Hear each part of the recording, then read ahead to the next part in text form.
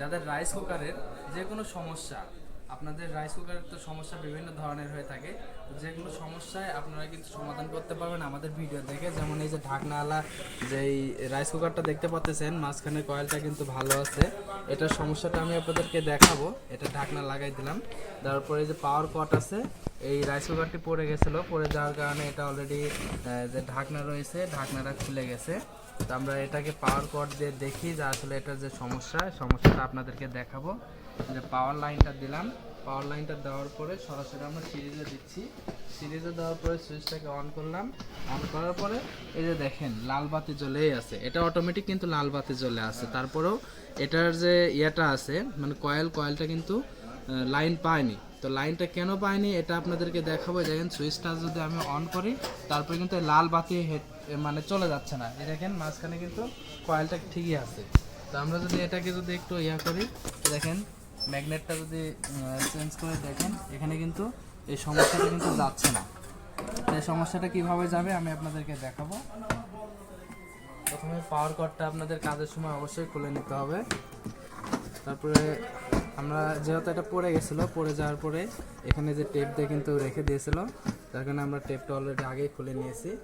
এখন আমরা পাওয়ার কর্ডটা খুলে নিলাম, খুলে নেওয়ার পরে আটকে গেছে। এই যে দেখেন ভিতরে যে অংশগুলো, প্রত্যেকটা যে ফিটিংস, এই ফিটিংসগুলো কিন্তু ভালোই দেখা যাচ্ছে, মানে এটা কিন্তু কোথাও ঢিল আছে কিনা এটা আমরা দেখে নিচ্ছি। এগুলা পর্যাপ্ত পরিমাণ টাইট করা আছে অলরেডি।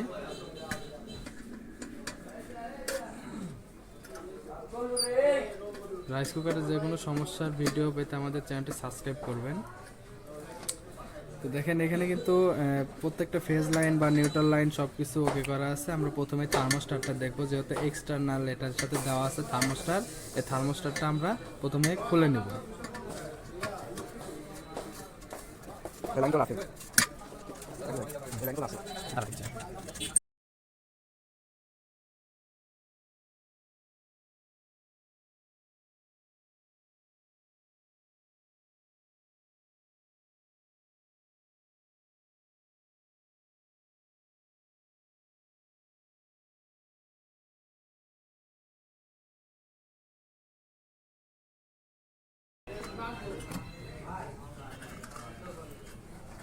এই যে দেখেন এটা থার্মোস্টারের দুইটা টার্মিনাল আছে, আমরা একটা টার্মিনালকে এইভাবে খুলে নিব।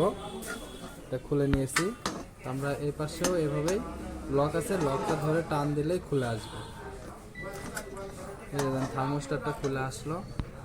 এখন আমরা যে এই যে এখানে যে নাট আছে এটা আমরা শর্ট করে দেব, শর্ট করে দিয়ে দেখবো যে এটার এই ধরনের সমস্যা আছে কিনা, এই জায়গায় এটার জন্য এই সমস্যা হচ্ছে কিনা। শর্ট করে দিয়ে দেখবো যে আসলে এটা সমস্যা আছে কিনা। একটা ফেজ নিয়েছি এখানে, চিকন ফেজ, এই ফেজটা এটার মাঝখানে দিয়ে দেবো।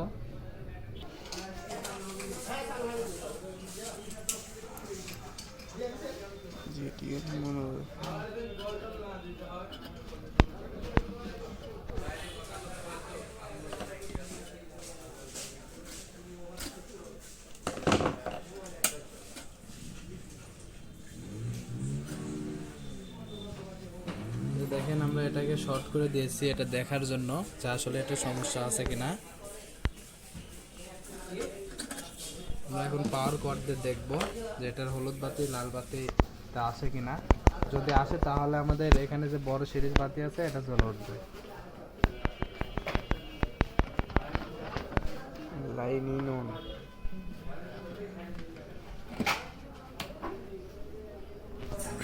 হয়েছে, এই যে দেখেন সামান্য একটি থার্মোস্টারের জন্য কিন্তু এই সুইচটা সবসময় কিন্তু লাল বাতি জ্বলে থাকতেছিল, এই শুধু সামান্য থার্মোস্টারের জন্যই কিন্তু এই লাইনটা যাচ্ছিল না।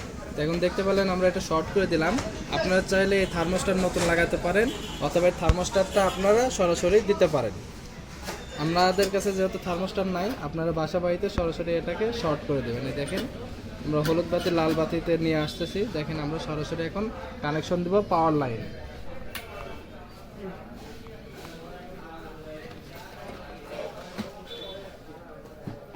দেখেন আমরা পাওয়ার লাইনে লাইন দিলাম, প্রথমে কিন্তু লাল বাতি জ্বলে থাকতেছিল, এখন কিন্তু হলুদ বাতি জ্বলে আছে। সুইচটাকে অন করতেছি, এই দেখেন লাল বাতি জ্বলতেছে। এই যে দেখেন লাল বাতি আর হলুদ বাতি জ্বলতেছে। আপনাদের রাইস কুকারে যদি এই ধরনের সমস্যা থাকে, সর্বপ্রথম আপনারা থার্মোস্টার চেক দিবেন। যদি বারবার সুইচ উঠে যায় তাহলে ম্যাগনেট অথবা থার্মোস্টারে যে কোনো দুইটা চেক দিতে হবে। আমাদের